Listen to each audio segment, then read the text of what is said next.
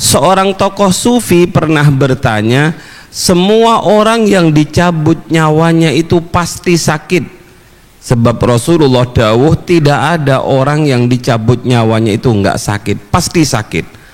Terus bagaimana, jangankan kita, Rasul yang kita cintai saja itu merasakan kesakitan ketika dicabut nyawanya.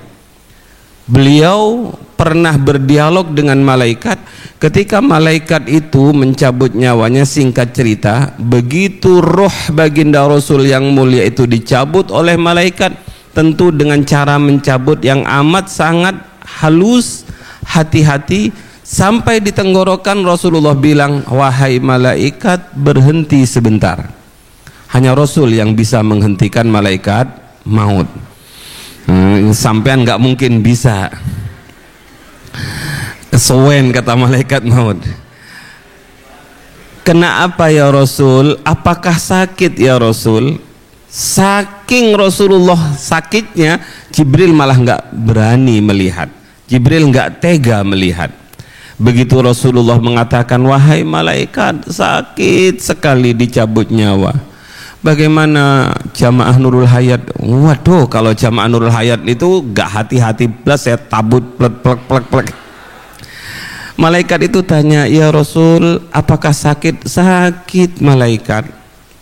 Terus bagaimana umat saya? Kata baginda Rasul, yang dipikirkan umatnya, loh kalau umat jenengan nggih kalau betoti mawon ya Rasul, kalau tarik saja nggak pakai alus-alusan. Apa yang dilakukan oleh baginda Rasul? Beliau berkata, wahai malaikat, kumpulkan seluruh sakitnya umatku, jadikan satu pada saya. Ini pemimpin yang betul-betul pemimpin yang betul-betul uswatun hasanah.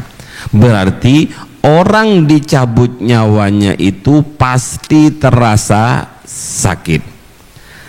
Makanya enggak ada ceritanya orang dicabut nyawanya itu tidak sakit. Sehingga seorang tokoh sufi berkata, ada ndak ya dalam Al-Quran dalil yang menyatakan bahwa orang mukmin itu ketika dicabut nyawanya tidak sakit.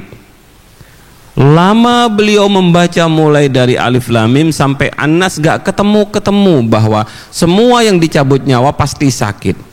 Tiba-tiba beliau bermimpi didatangi oleh gurunya, dan gurunya itu membaca ayat falamma ra'aynahu akbarnahu wa qatta'na aydiyahunna wa qulna hasya lillahi ma hada basyara in hada illa malakun karim. Karena tokoh sufi alim, gurunya membaca ayat ini langsung paham bahwa ini menunjukkan ahwal yang ada dalam hati itu akan berpengaruh pada apa yang dialami oleh tubuh kita. Sebagaimana perempuan tidak merasakan sakit ketika ia memotong-motong jarinya. Kenapa? Karena perasaannya takjub akan ketampanan Nabiullah Yusuf alaihi salam. Dalam kitab niku diterangkan bahwa ada seseorang yang hendak dicabut nyawanya. Malaikat bilang kepada malaikat, didhawuhi oleh Allah, wahai malaikatku, sekarang si A itu sampean cabut nyawanya. Datanglah malaikat itu mau mencabut ruh si A itu. Wajar, dari mana ya Allah saya cabut ruhnya? Ya dari tenggorokannya. Begitu malaikat itu datang mau mencabut roh dari tenggorokan itu, mulut berkata, la sabila laka, tidak ada jalan bagimu untuk mengeluarkan ruh dari mulut ini, karena mulut ini biasa dibuat zikir, karena mulut ini biasa dibuat ngaji, karena mulut ini biasa dibuat memuji Rasulullah. Malaikat akhirnya matur pada Allah, ya Allah, boten nangsal loh ya Allah. Ya wis, cabut dari tangannya. Akhirnya malaikat itu datang ingin mencabut ruh orang itu dari tangannya. Begitu hendak dicabut dari tangannya, tangannya berkata, la sabila laka, tidak ada jalan bagimu untuk mengeluarkan ruh dari tangan ini. Sebab tangan ini biasa digunakan untuk membuka Al-Quran, tangan ini biasa digunakan untuk menulis ilmu, tangan ini biasa digunakan untuk mencium tangannya orang tua.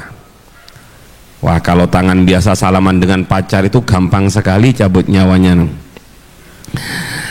Akhirnya malaikat itu mundur lagi, matur pada Allah, ya Allah boten sakit, ndak bisa ya Allah dari tangannya. Mungkin kalau dipercepat dialognya, weslah malaikat cari cara sendiri, masa kamu nggak bisa. Akhirnya malaikat itu mendatangi seluruh anggota tubuh orang itu dan semuanya menolak untuk mengeluarkan ruh yang ada dalam jasadnya. Terakhir begitu malaikat itu merasa kehabisan cara, matur pada Allah, ya Allah boten sakit, semua menghalang-halangi untuk mengeluarkan ruhnya. Allah dawuh pada malaikat, wahai malaikatku, tulislah namaku di telapak tanganmu, tunjukkan lafaz namaku itu pada orang tersebut. Makanya akhirnya malaikat menulis lafaz Allah di telapak tangannya, kemudian datang kepada orang yang hendak mati itu ditunjukkan lafaz Allah. Begitu orang itu melihat lafaz Allah, senang dia karena lafaz ini bukan lafaz yang asing, karena nama ini adalah nama yang amat sangat dicintai. Begitu lafaz Allah ada di depan matanya, maka orang itu dengan mudah menyerahkan, silahkan wahai malaikat, kau ambil ruh ini dari manapun yang engkau sukai, sebab saya sudah kangen sama asma yang ada di tanganmu itu.